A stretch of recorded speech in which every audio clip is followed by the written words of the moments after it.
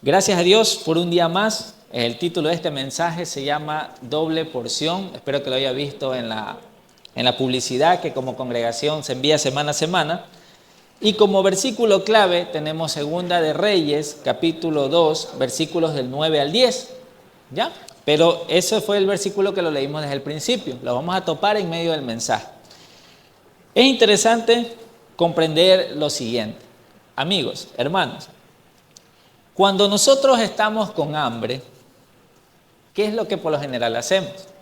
Buscamos comida, ¿verdad? Buscamos la manera de ser saciados. ¿Y qué pasa si no solamente tiene hambre, sino que tiene mucha hambre? Obviamente usted va a tratar de comer lo más que pueda, porque está desesperado. Yo no sé si usted ha pasado esas situaciones en que no ha desayunado, no ha almorzado, y termina el día y se le presenta la oportunidad de comer algo y usted dice, voy a comer eso. Pero no conforme con eso, usted dice, quiero más. Sírvame otro plato, por favor. Por eso esta prédica se llama doble porción, porque pensaba un poco en un postre. No sé cuál es su postre favorito. No sé cuál es su comida favorita. Porque algunos, como yo, no es que nos guste un postre, pero sí tenemos comidas preferidas. Y por lo general, de lo que nos gusta comer un poquito más. No sé si a usted le pasa, pero a mí me pasa. ¿Ya? En mi caso personal, pues a mí me gustan las papas fritas. Entonces, cuando tengo la oportunidad, busco la manera de comer papas fritas. A mi esposa le gusta el verde y cada vez que tiene la oportunidad se hace algo de verde. O sea, siempre busca comer eso que le gusta o que le agrada. Y algo interesante que vamos a ver el día de hoy es que basados en lo anterior, de cómo Elías, siendo el gran profeta de Dios, él estuvo en una cueva ahí con tristeza, con dolor, con temor porque iban a asesinarlo. Cuando Elías sale de esa cueva, porque no sé si se acuerdan, pero el título del mensaje de la semana pasada era Sal de la cueva, salgamos de la cueva. Y hacía referencia a cómo nosotros no debemos de permanecer allí. El Señor muchas veces le preguntó a Elías, ¿qué haces aquí?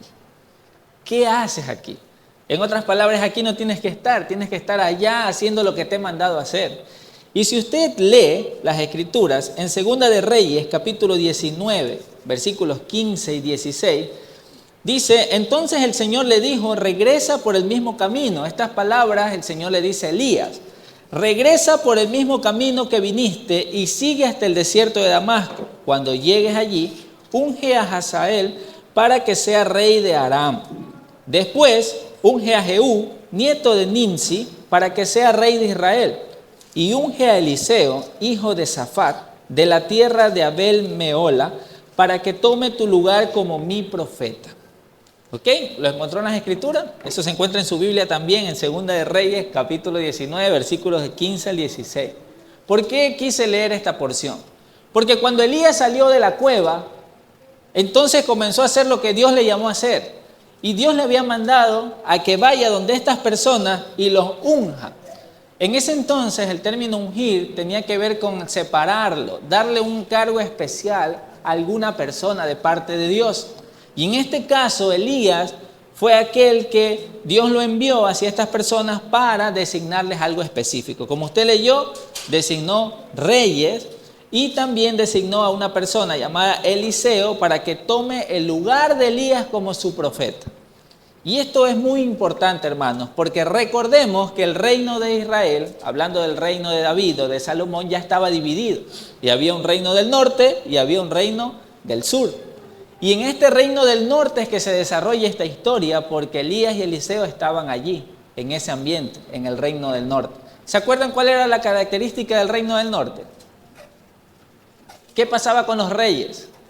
Eran de mal en peor, habían como que competían para ver cuál era el peor rey. Había maldad tras maldad. Entonces, en medio de ese contexto se encontraba Elías y por consecuencia, como usted leyó acá, se encontraba Eliseo. Entonces, en esta serie de comunes y corrientes que estamos llevando domingo a domingo, vamos a hablar en este día acerca de Eliseo. ¿Qué sucedió con Eliseo? Ya a este punto hemos leído que Eliseo fue designado como un profeta y que sería aquel que tomaría el lugar de Eliseo. Es como la siguiente generación. Ya Elías no iba a estar y ahora estaría Eliseo. Vamos a ver el primer punto de este mensaje y es aprendiendo del maestro. Elías se convierte en un maestro para Eliseo. Eliseo, al ser ungido como profeta, no es que ya comenzó a hacer las cosas de un profeta, sino que él le tocaba aprender de su maestro y aprendió de Elías. Vamos a dar lectura, sígame por favor en sus escrituras, en Segunda de Reyes, capítulo 2, versículos del 1 al 6. Segunda de Reyes, capítulo 2, versículos del 1 al 6. Fijémonos lo que pasa aquí en esta escena. ¿Lo encontró? Amén. Sí trajeron su Biblia, ¿verdad? Sí, en el teléfono. Segunda de Reyes, capítulo 2, versículo del 1 al 6 nos dice: cuando el Señor estaba por llevarse a Elías al cielo en un torbellino, Elías y Eliseo estaban en camino desde Gilgal. Y Elías le dijo a Eliseo: quédate aquí, porque el Señor me dijo que fuera a Betel. Y Eliseo respondió: tan cierto como que el Señor vive y que tú vives, nunca te dejaré. Así que descendieron juntos a Betel. El grupo de profetas de Betel se acercó a Eliseo para preguntarle: ¿sabías que hoy el Señor se llevará a tu amo? Claro que lo sé, le contestó Eliseo, pero no digan nada. Entonces Elías le dijo a Eliseo: quédate aquí, porque el Señor me dijo que fuera a Jericó. Pero Eliseo le respondió nuevamente: tan cierto como que el Señor vive y que tú vives, que nunca te dejaré. Así que continuaron juntos a Jericó. Después el grupo de profetas de Jericó se acercó a Eliseo para preguntarle: ¿sabías que hoy el Señor se llevará a tu amo? Claro que lo sé, contestó Eliseo, pero no digan nada.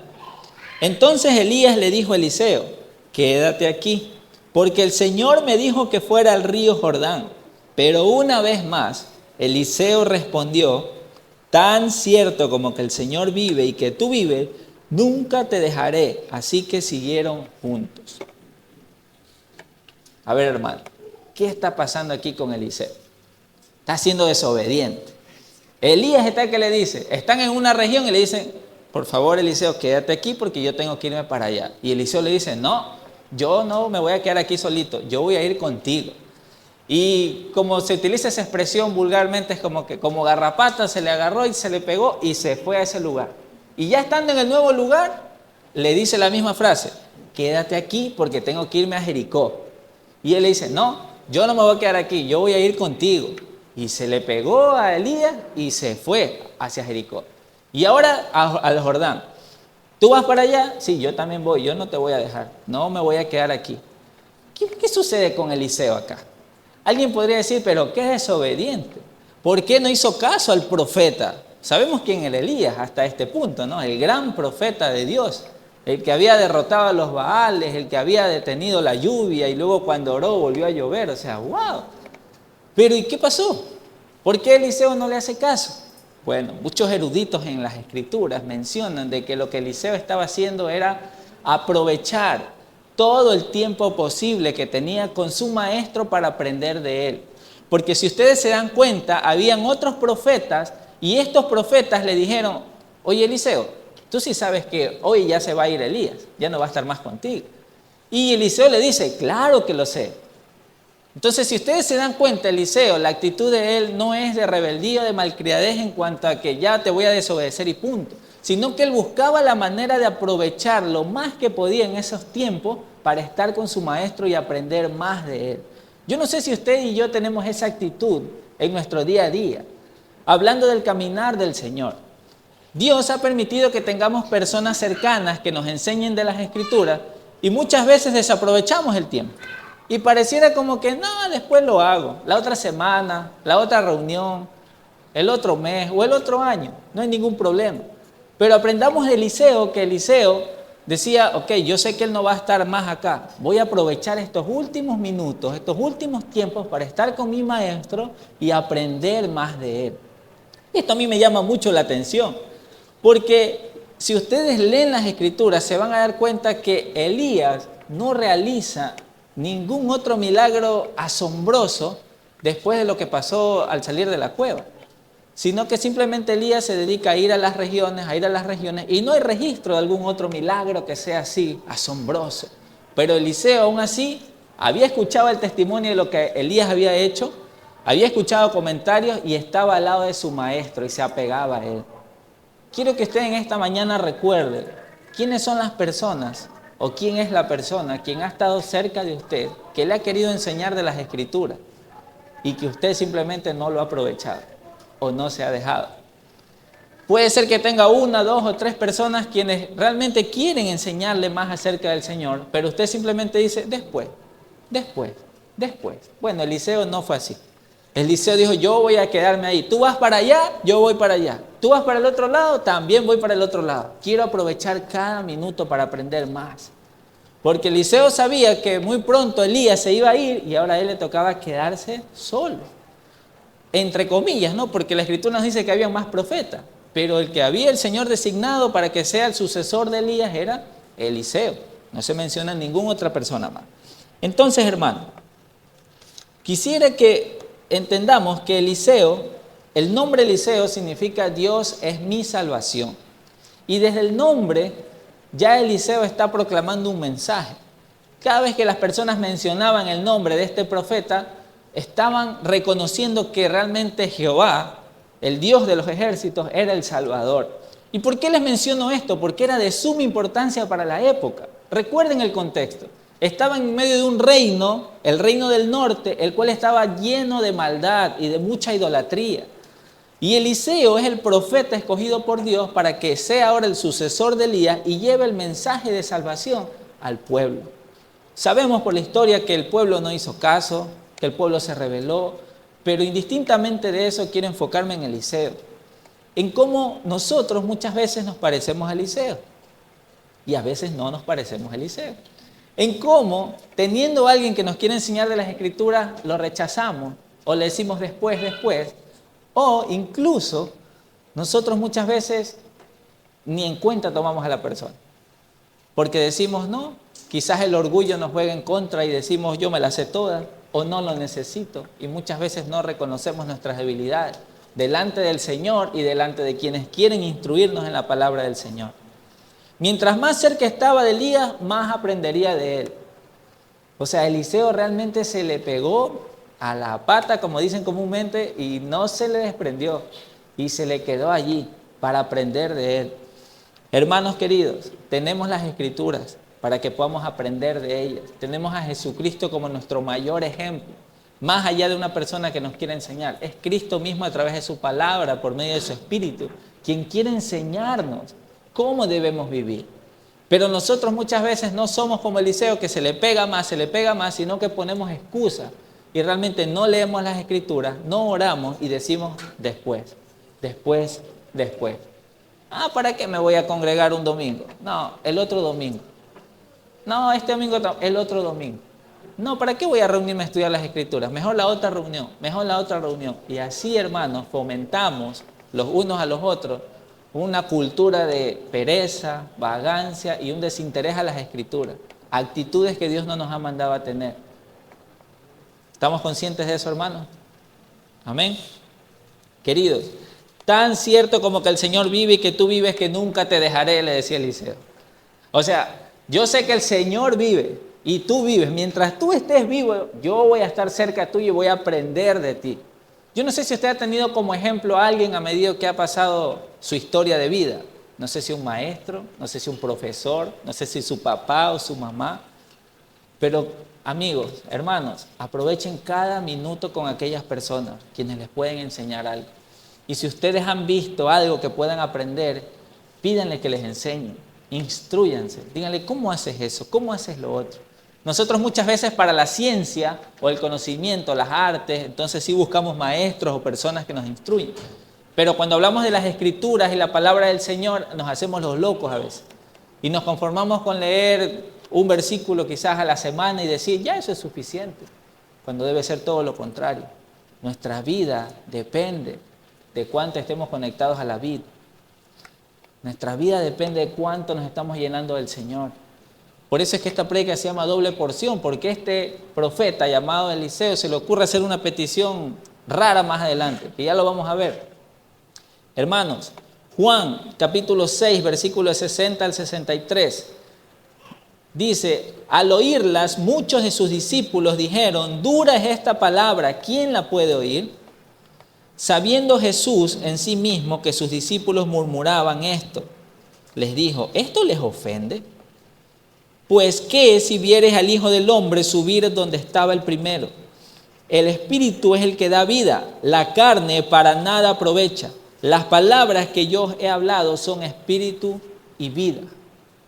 A Jesucristo le pasó que cuando Él estaba enseñándole a las multitudes acerca de que Él es el pan de vida, de que deben de comer su cuerpo, beber su sangre, que Él es el Mesías prometido, y que realmente la vida que estaban llevando no era agradable ante los ojos del Señor, ¿qué creen o cómo reaccionaron los discípulos? Las Escrituras detallan que se empezaron a murmurar los unos a los otros. Uy, eso está muy duro.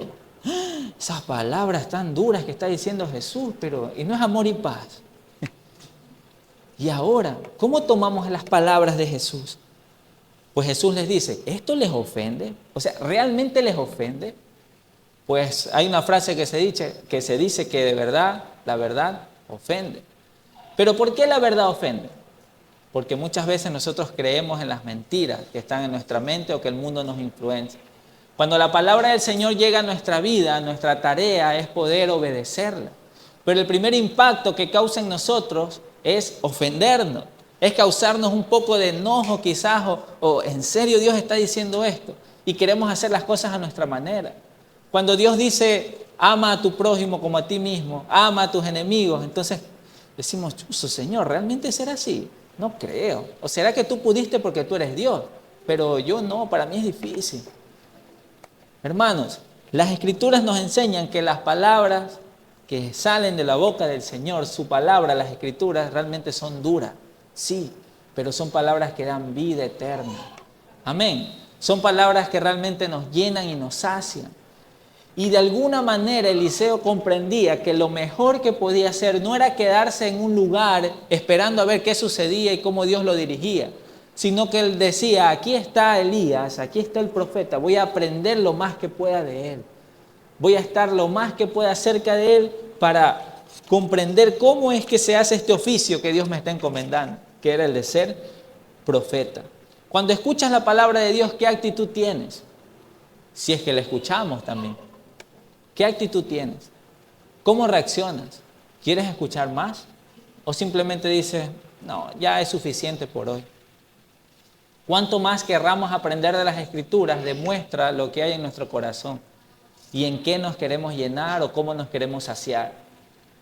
El entretenimiento toma el control de este sistema y nos dice, pasa todo el tiempo viendo series, pasa todo el tiempo jugando, pasa. Haz un cálculo sencillo. ¿Cuántas horas inviertes jugando un videojuego en una computadora? ¿Cuánto tiempo? Haz un cálculo sencillo. ¿Cuánto tiempo pasas viendo alguna serie que te agrada? No necesariamente es pecaminosa, pero que te agrada. ¿Cuánto tiempo inviertes ahí? ¿Cuánto tiempo inviertes viendo la novela, no sé, un programa televisivo? ¿Cuánto tiempo? ¿O cuánto tiempo inviertes en tus estudios? En algo que nos va a servir mucho para obtener un título. O sea, ¿cuánto tiempo inviertes? Y eso contrarréstalo con cuánto tiempo le dedicas a la oración, cuánto tiempo le dedicas a la palabra del Señor, a aprender más de Él. Contrarréstalo y te darás cuenta qué realmente a nosotros nos interesa más, a qué nos dedicamos más. Y después nosotros andamos llorando, diciendo, ¿por qué será que me va más al Señor? Y es simplemente porque no estamos escuchando la palabra de Dios y porque no nos estamos llenando lo suficiente. Amigos, hermanos, no quiero que se duerman esta mañana, quiero que despierten. Quiero que realmente comprenda de que es urgente que escuchemos la palabra de Dios. Que si usted realmente quiere escuchar la palabra de Dios, la voz audible de Dios, entonces abra su Biblia y lea. Pídele a Dios que le ayude a comprender lo que dice su palabra. Si no comprende algo en la congregación, hay personas, hay maestros, hermanos que le pueden ayudar a comprender algún pasaje, pero busque la manera. Acá en esta congregación, junto con el pastor Washington, tratamos de que no haya esa excusa. Tratamos de crear los tiempos. Hay una escuela de formación bíblica, hay mentores, hay pastores, para que de alguna u otra manera tengan donde acudir. Nuestra tarea es poder crecer juntos y edificarnos y no rendirnos. Amén. Hermanos, Lo interesante de esto es que cuando usted sigue leyendo Segunda de Reyes, capítulo 2, versículos del 7 al 10, mire lo que dice la palabra de Dios.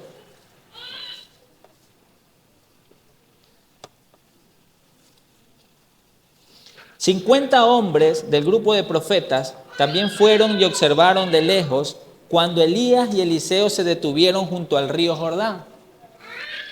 Recuerden que Elías le había dicho a Eliseo, Dios me envía al río a Jordán. Y Eliseo le había dicho, está bien, yo voy contigo, yo no me voy a quedar. Y se fueron los dos. Elías dobló su manto y con él golpeó el agua. El río se dividió en dos y ambos cruzaron sobre tierra seca. Cuando llegaron al otro lado, Elías le dijo a Eliseo, dime qué puedo hacer por ti antes de ser llevado. Y Eliseo respondió, te pido que me permitas heredar una doble porción de tu espíritu y que llegue a ser tu sucesor.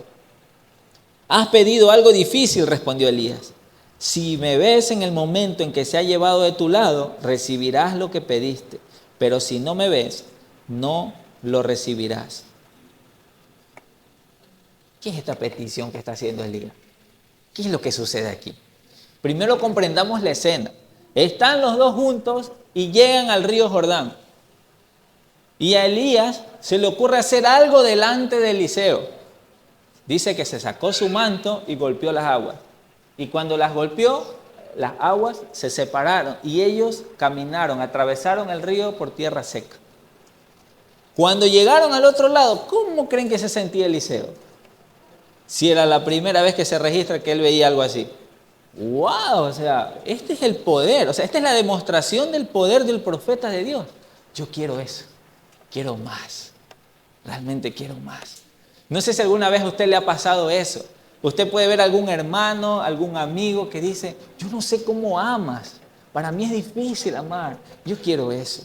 Yo no sé cómo tú puedes perdonar, mira lo que te han hecho. Y la otra persona diciéndote, sí, es el perdón, es el amor de Dios. Y tú diciendo, yo necesito eso, yo quiero eso para mi vida.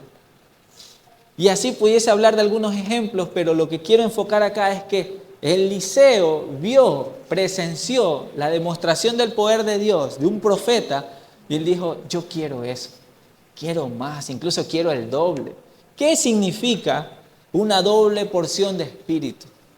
¿Qué significa que haya pedido una doble porción de espíritu?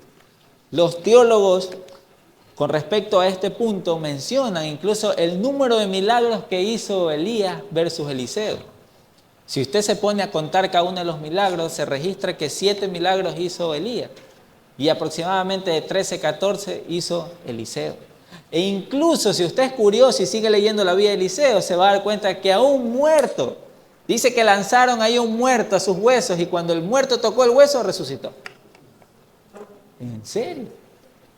Yo digo, cuando yo leí eso de verdad me quedé, oye, ¿cómo es que hasta después de muerto los huesos están resucitando personas? Bueno, no son los huesos, era el poder de Dios actuando para que las personas sepan que ahí había un hombre de Dios, que ahí había alguien que realmente había escuchado la voz de Dios y había obedecido. Y yo no sé cómo se siente usted, pero yo sí sé cómo me siento yo. Y yo digo, Señor, ¿por qué muchas veces hay incredulidad en mi corazón? Y no creo que tú eres capaz de hacer cosas asombrosas. Cuando hay un diagnóstico en nuestro examen de salud, lo primero que muchas veces hacemos es quejarnos, llorar, sufrir, lamentarnos, afanarnos. Y no confiamos en, Señor, tú tienes el poder para sanarme, voy a tener esperanza y voy a confiar en ti. Qué bonito suena, ¿no? Pero cuando nos pasa, es muy difícil, es complejo. Y ahí es cuando necesitamos a nuestros hermanos, a nuestros amigos, a la palabra de Dios para que hable a nuestro corazón y nos anime y nos empuje. Porque necesitamos llenarnos de esperanza. Por eso es que la pregunta que le hace Elías a Eliseo es, ¿qué quieres que haga por ti? Si a usted le hacen esa pregunta hoy, ¿qué respondería usted? ¿Qué quieres que haga por ti? Si yo tuviera la oportunidad de hacer algo, ¿qué quieres que haga por ti? Entonces, muchas veces cuando queremos responder una pregunta como esta, pensamos en nuestras dificultades y cómo saciar o cómo solucionar esas dificultades, ¿verdad? Entonces, los que pasamos a situaciones de economía decimos, yo pediría una economía buena, así que ayúdame, Señor. Los que pasamos dificultades de salud, Señor, restaura mi salud porque estoy mal. Señor, la verdad es que a mí me cuesta perdonar a ese tío, a ese primo que me hizo esto, lo otro, lo otro, lo otro. Ayúdame a perdonar. Y así pudiésemos hablar de varios ejemplos. ¿Qué quieres que haga por ti? ¿Qué le responderías al Señor si Él te hace esa pregunta? ¿Qué quieres que haga por ti? ¿Qué pedirías?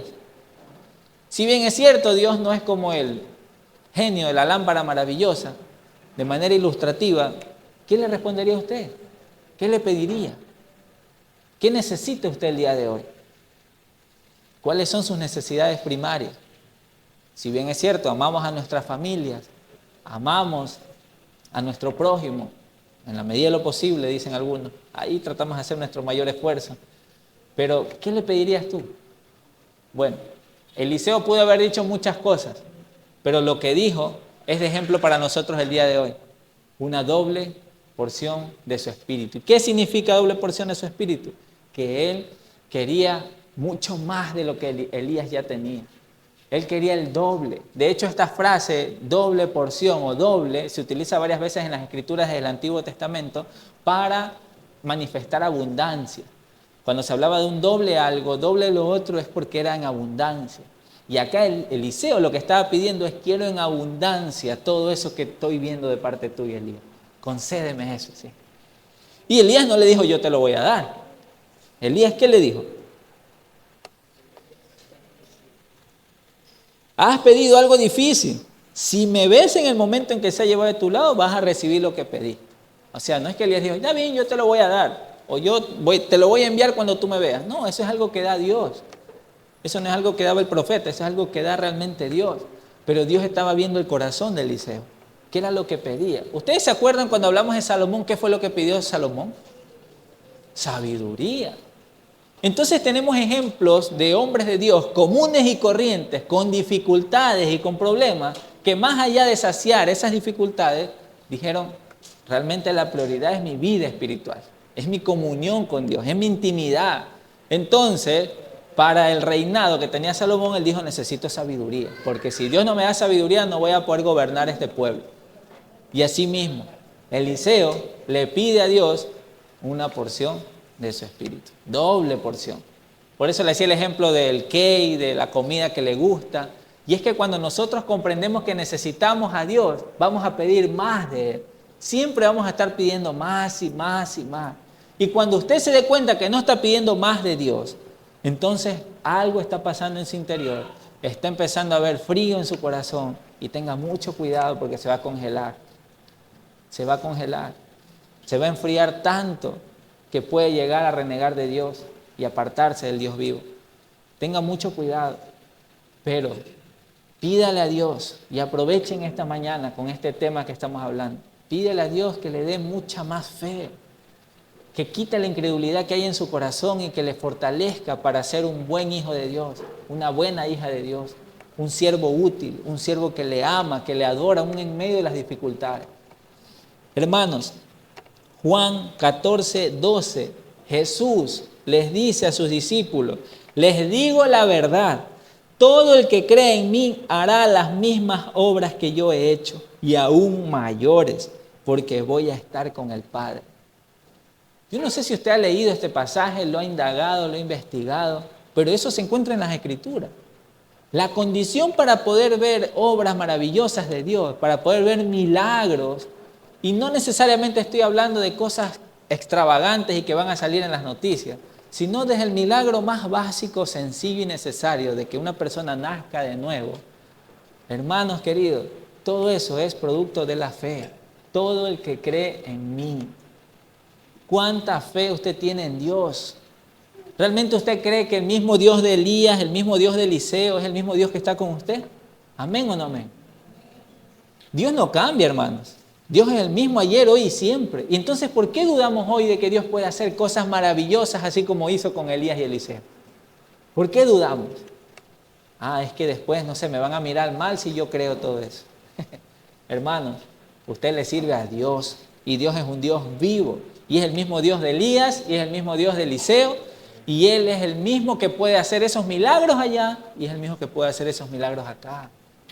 Así que lo que tú estás pasando, las dificultades que estás atravesando, Te animo en esta mañana a que confíes en que Dios tiene el poder para hacer un milagro en medio de esa situación.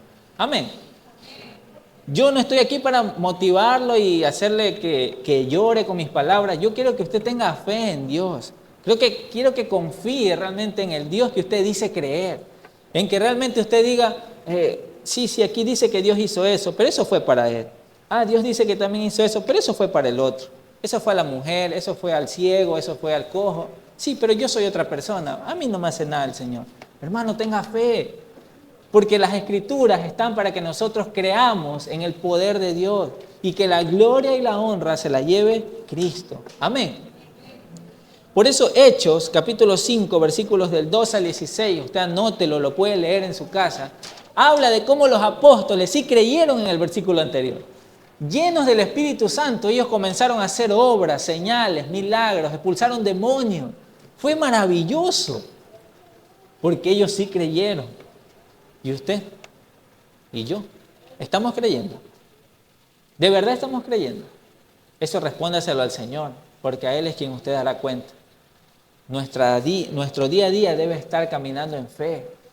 Y entonces las deudas, las situaciones de salud, las situaciones emocionales, las situaciones psicológicas, cuando están rendidas delante de Dios, entonces todo eso comienza a tener una solución, porque Dios está allí. Amén. Eliseo y Naamán, y termino con esto. Pudiese hablar de los milagros que le mencioné de Eliseo, pero hay un personaje llamado Naamán que quiero que leamos en esta mañana, el cual Eliseo interviene en su vida ahí. Dios permite que Eliseo esté ahí, en medio de esta situación. Segunda de Reyes, capítulo 5, versículo 1, dice: el rey de Aram sentía una gran admiración por Naamán, el comandante del ejército, porque el Señor le había dado importantes victorias a Aram por medio de él. Pero a pesar de ser un poderoso guerrero, Naamán padecía de lepra. ¿Cuál era la condición de Naamán? Padecía lepra. ¿Usted sabe qué es la lepra? Espero que haya leído, investigado, y si no lo conoce le digo de manera sencilla. La lepra era una enfermedad de la piel, que incluso era muy contagiosa. Y a las personas que tenían lepra se las hacía a un lado, porque podían contagiar al resto. Entonces, eran como llagas en la piel, que no se curaban fácilmente. El versículo 2 y 3 dice que en ese tiempo los saqueadores arameos habían invadido la tierra de Israel.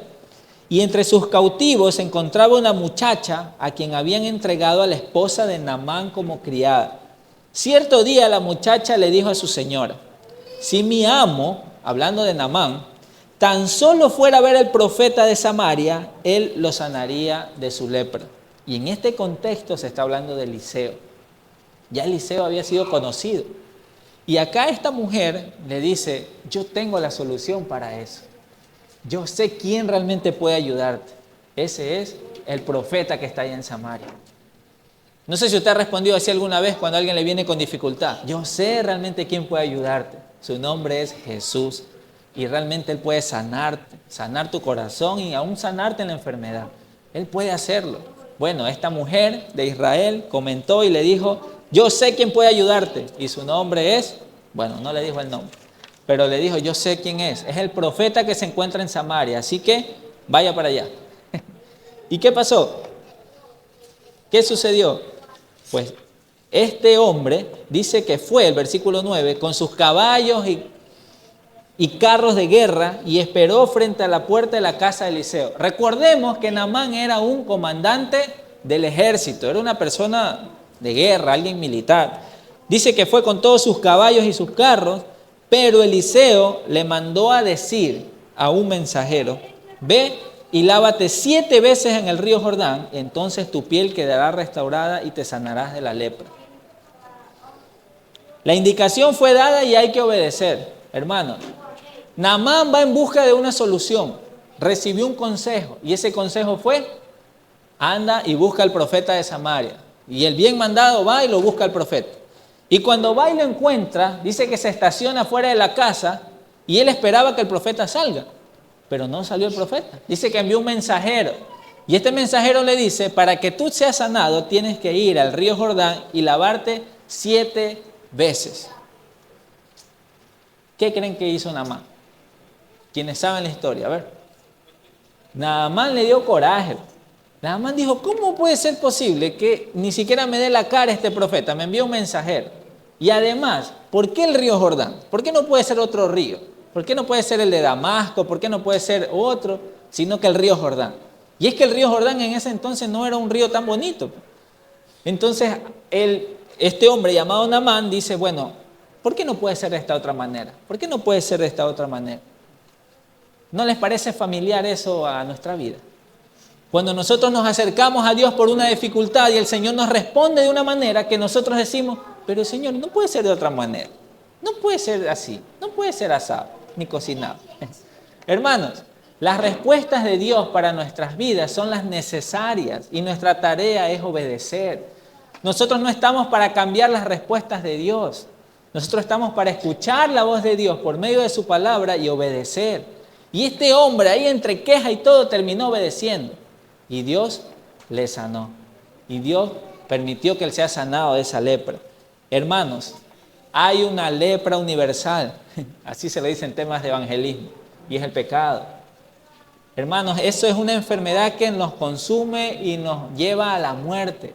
Pero hay solución y hay esperanza. Y esa esperanza se llama Jesucristo. Jesús fue el único que fue a la cruz a derramar su sangre para que usted hoy pueda ser limpiado de esa lepra. Así como Naamán escuchó y dijo, bueno, tengo que ir al profeta de Samaria, yo le digo hoy, tiene que ir a los pies de Jesús, arrepentirse de sus pecados, creer en el Evangelio y usted va a ser sanado, usted va a ser limpiado. Amén. Las Escrituras enseñan eso, pero cuando escuchamos la palabra arrepentimiento, entonces decimos, ¿en serio tengo que arrepentirme? ¿No habrá un camino más fácil? Pero yo lo quiero hacer a mi manera. Ya, está bien, voy a ir los domingos a la iglesia. Voy a asistir a los estudios. Sí, pero ¿y si no hay un cambio de corazón? Hermanos, no está agradando al Señor. La tarea de Dios para nosotros es arrepentirnos de nuestros pecados, confesar. Porque la promesa es esa, 1 de Juan 1:9. Él es fiel y justo para perdonarnos y limpiarnos de toda maldad. Pero la condición es si confesamos nuestros pecados. O sea, usted tiene que reconocer sus pecados delante de Dios y pedirle ayuda. ¿Cuándo fue la última vez que lo hizo? ¿Cuándo fue la última vez que se acercó a Dios y le dijo, Señor, te necesito, estoy mal en esta área? Y si usted es alguien que dice, pero ya llevo orando 1 mes, 2 meses, 1 año y nada veo que cambia. ¿Qué? ¿Ya se cansó? ¿En serio? Hermanos, no se rinda en orar y pedirle ayuda al Señor. Deje que el Señor trate con su corazón y que obre en medio de las dificultades que está pasando. No se rinda y mejor pídale esa doble porción, triple porción, cuádruple porción. Pídale cada vez más ser lleno de su espíritu para que cuando vengan las dificultades, para que cuando vengan las situaciones difíciles, usted esté firme en la roca y no sea conmovido. Amén. Entonces, ¿cuál es la tarea, hermanos? Orar, ser llenos de su espíritu, clamar. Y así como Naamán, de manera simbólica, ser obediente. Aunque al inicio quizás no te guste, está bien, pero obedece. Arrepiéntete de tus pecados, cree en el Evangelio y ahora vive la vida que Dios quiere para ti. Amén. Gracias a Dios por su palabra, porque el Señor nos enseña a través de la vida de Eliseo que lo mejor o lo más importante es estar aprendiendo. Él estaba aprendiendo del maestro. Nos muestra a través de la vida de Eliseo de que lo mejor que podía pedir era doble porción de su espíritu. Era ser más lleno de él y poder cumplir la misión que Dios le había encomendado, ser un gran profeta. ¿Y quiere que le diga algo? Para quienes tienen fe en Cristo, las Escrituras dicen que somos reyes, sacerdotes y somos como profetas. Somos aquellos que llevamos la palabra de Dios a otras personas. Y no solamente debe ser palabra, sino demostración, con poder. Y ese poder solo se manifiesta con fe en nuestro corazón. ¿De qué sirve que usted le diga a otra persona, sí, Dios sana? Si ni usted cree que Dios puede sanarle a usted. ¿Cómo usted le puede decir a otro, sí, Dios puede ayudarte en la economía? Dios puede realmente restaurarte en las emociones, esas dificultades psicológicas que estás pasando. Dios puede ayudarte. Sí, pero si ni usted mismo cree que Dios le puede ayudar a usted, ¿qué está haciendo?